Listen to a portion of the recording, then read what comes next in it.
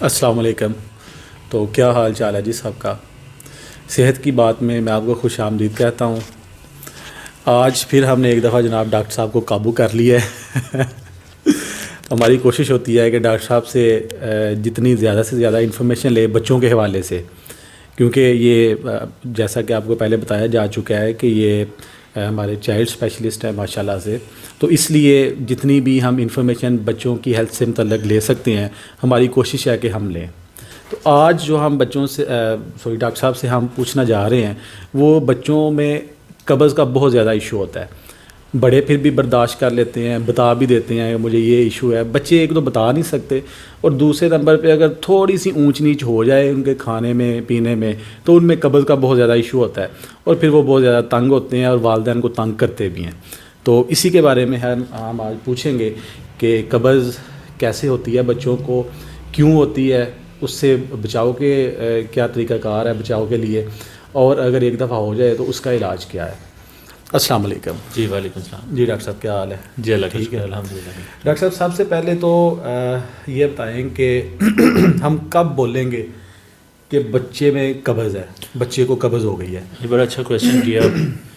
Mostly parents ہمارے پاس آتے ہیں، بچے نے ایک دن پخانہ نہ کیا ہو، موشن نہ کیا ہو، تو کہتے ہیں جی اس کو قبض ہو گئی ہے.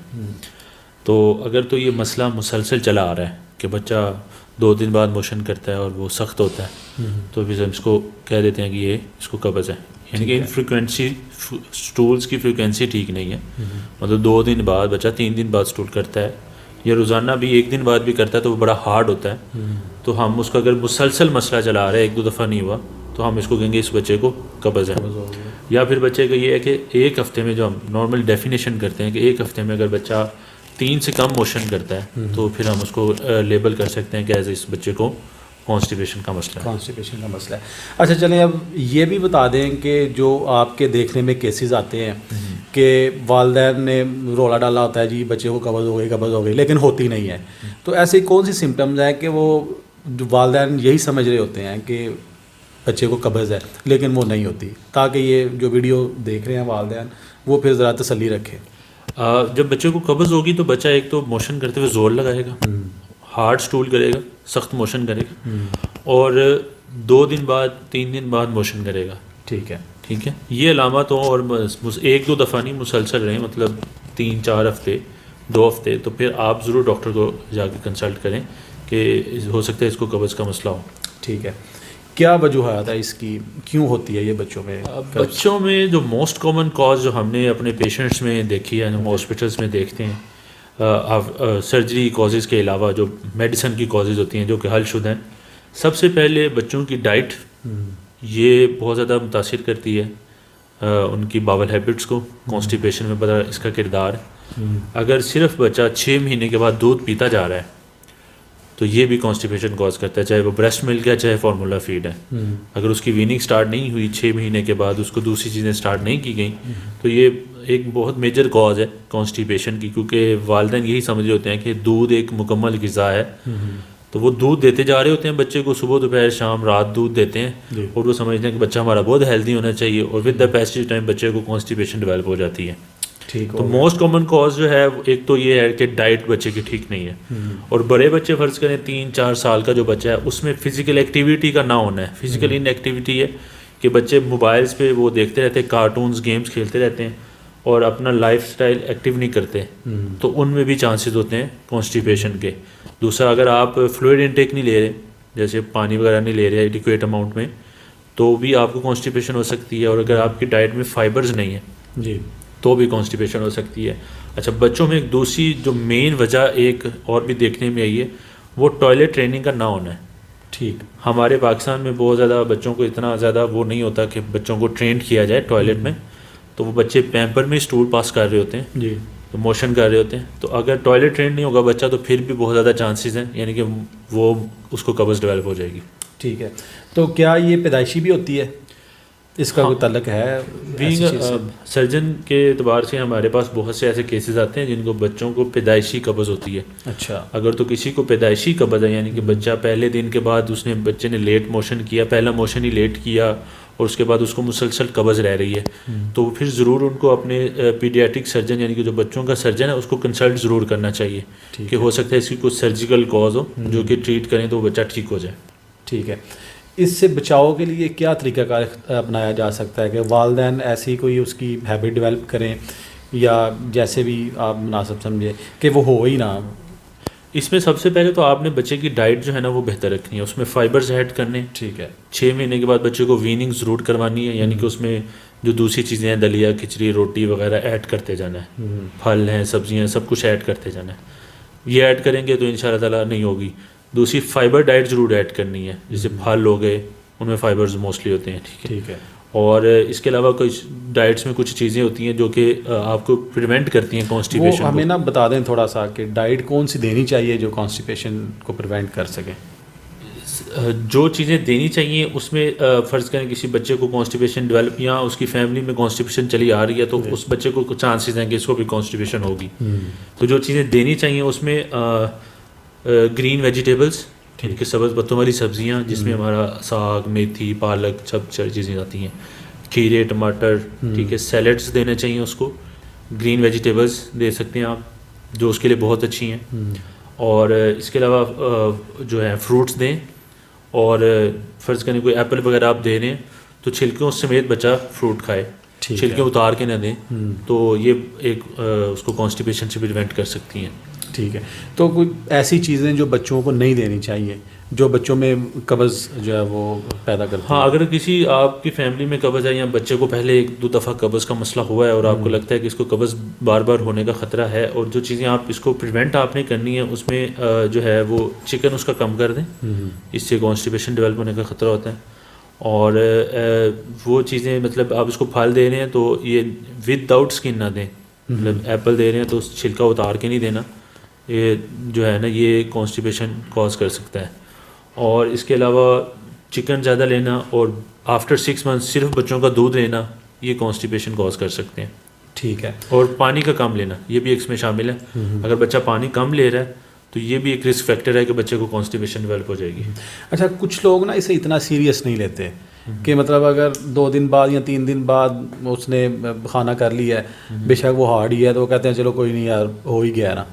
تو وہ صاف ظاہر ہے اس میں وہ سمٹمس تو رہتی ہیں, تو اگر اس کا علاج نہ کروایا جائے تو کوئی افیکٹ پڑ سکتا ہے بچے کی ہیلتھ پہ؟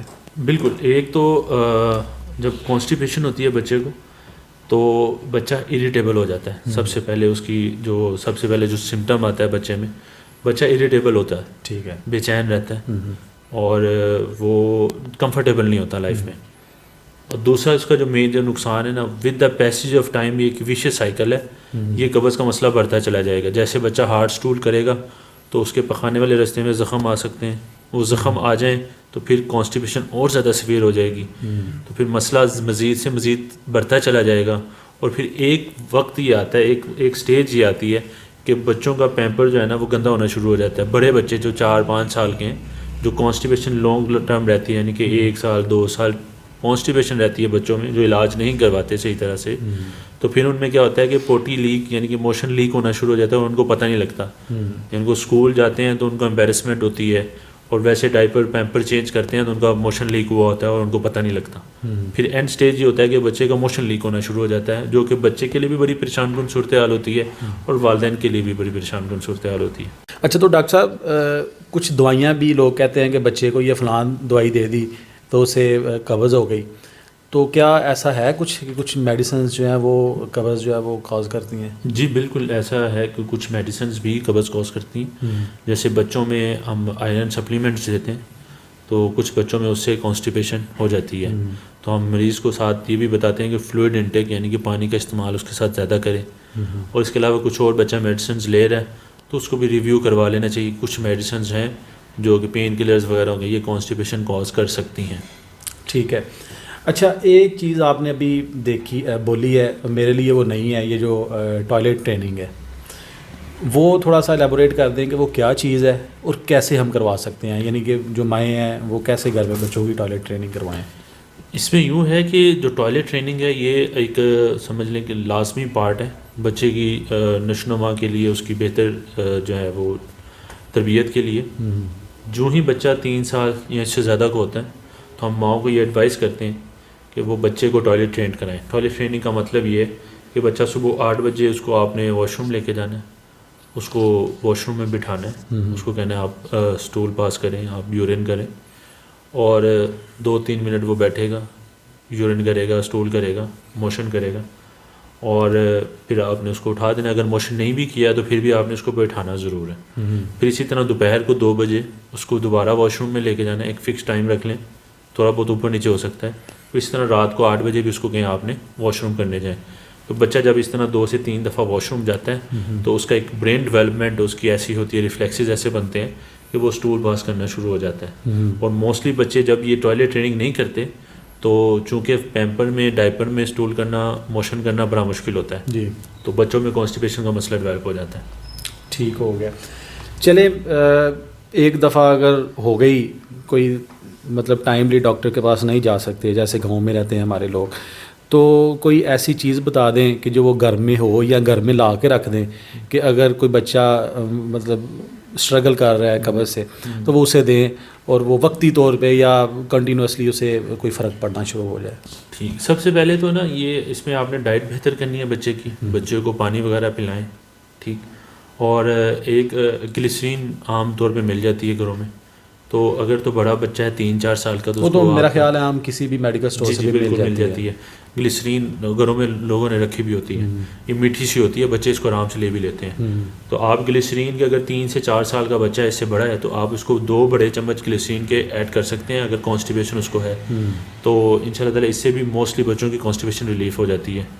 کچھ بچوں کو ہم 3-4 سال سے زیادہ عمر ہے تو ہم ان کو یہ بھی کہتے ہیں کہ اولیو آئل اگر گھر میں ہے تو زیتون کا تیل ہے تو اس کو چھوٹا چمچ اس کو وہ پلا دیں, تو اس سے بھی کانسٹیپیشن اگر وقتی طور پہ ٹیمپریریلی ہے اور اس میں کوئی میڈیسن کا کاز نہیں ہے یا کوئی ایسے وجہ نہیں ہے جو کہ بہت زیادہ مسئلہ ہو, تو وہ وقتی طور پہ جو قبض اس کو ہوئی ہے وہ ٹھیک ہو جاتی ہے اس سے.